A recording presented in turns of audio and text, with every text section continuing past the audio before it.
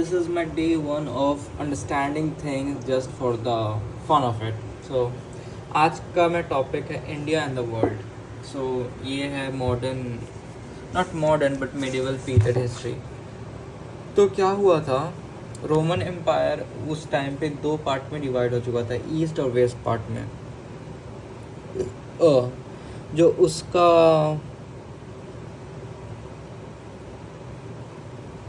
Western part था वो सैलवैक and Germanic ट्राइबमैन से तबाह हो गया था. मतलब आते थे, रैवेजिंग करते थे, प्लंडरिंग करते थे, जो लोग रसिया से आते थे. और फिर वो लोग वहाँ पे तबाही मचा के वहाँ पे सेटल भी होते थे. तो जो गवर्नमेंट ऑफ वेस्टर्न रोमन है वो बहुत ज़्यादा इम्पैक्ट था सैलाव एंड जर्मेनिक लोगों से.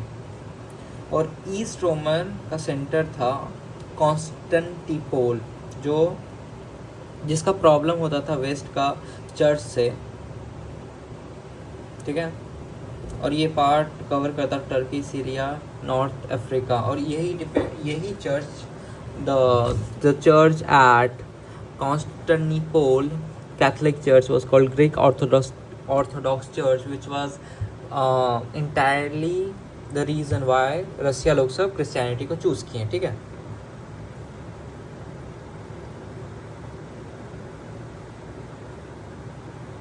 और the eastern part of the Rome was called as Byzantine Empire. ठीक है. फिर रोमन एम्पायर तो टूट गया, बट जो ईस्टर्न पार्ट था वो फ्लरिश करता था. ठीक है. और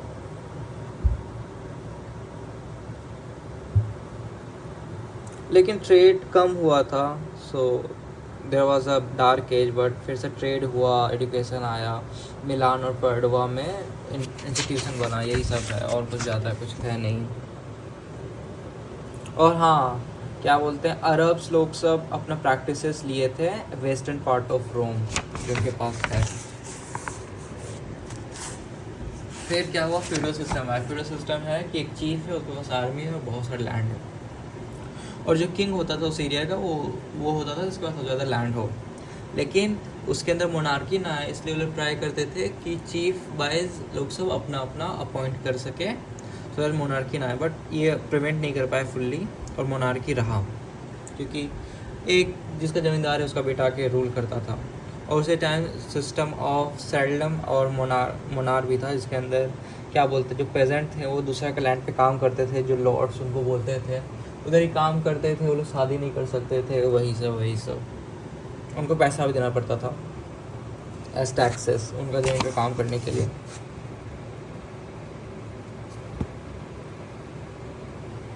और यहाँ पे जितने भी आर्मी थे वो घोड़ों से लड़ते थे, बट अरब लोग से जीत नहीं पाते, क्योंकि अरब के घोड़े क्या बोलते हैं, माउंटेन सब में चढ़ते थे ना, इसलिए.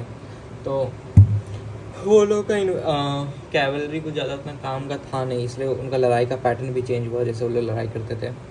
और उसी टाइम दो इन्वेंशन हुआ कि घोड़ों पे एक स्ट्रिप अप आने लगा, जिससे घोड़ों से गिरना मुश्किल था, तो घोड़ों को बहुत ज़्यादा ट्रैवल कर सकते थे. और एक पुलिस सिस्टम भी आया था, जिससे घोड़े लोग ज़्यादा से ज़्यादा वेट उठा सकते हैं. और वेस्टर्न रोम के अंदर कोई स्ट्रॉन्ग पावर था नहीं, तो पोप यानी ऑर्थोडॉक्स, जो ग्रीक ऑर्थोडॉक्स चर्च था, वही पावरफुल बन गया, कैथलिक चर्च जो बोलते हैं. फिर वही एज अ फ्यूडल सिस्टम भी काम करने लगा, और वही बहुत पॉलिटिकल और रिमार्क्स करने लगा.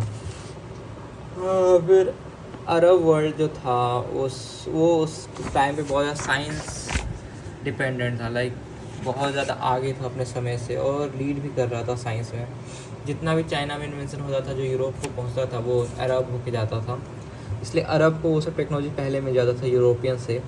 और वो लोग अरब वैसे एक एम्पायर था, अब्बासिद एम्पायर, उसके नीचे आए थे in the 1500s, 150 years ago at 10-12 century. जो मोहम्मद के ट्राइब से था, वो बिलीव करते थे वही अब्बासिद एम्पायर भी उसी ट्राइब से था. तो वो लोग बहुत होली थे, बहुत पावरफुल थे, और बहुत पावरफुल. वो लोग एजुकेशनल इंस्टीट्यूट बनाए, जहाँ पे लोग सब आए, अपना ज्ञान वान दें. वो लोग अपने टाइम से बहुत आगे थे, लेकिन धीरे धीरे टाइम से पीछे हो गए. वो लोग यूरोप से आगे थे साइंस में, इंडिया से आगे थे. और कल मैं बोलूँगा ईस्ट एंड साउथ एशिया.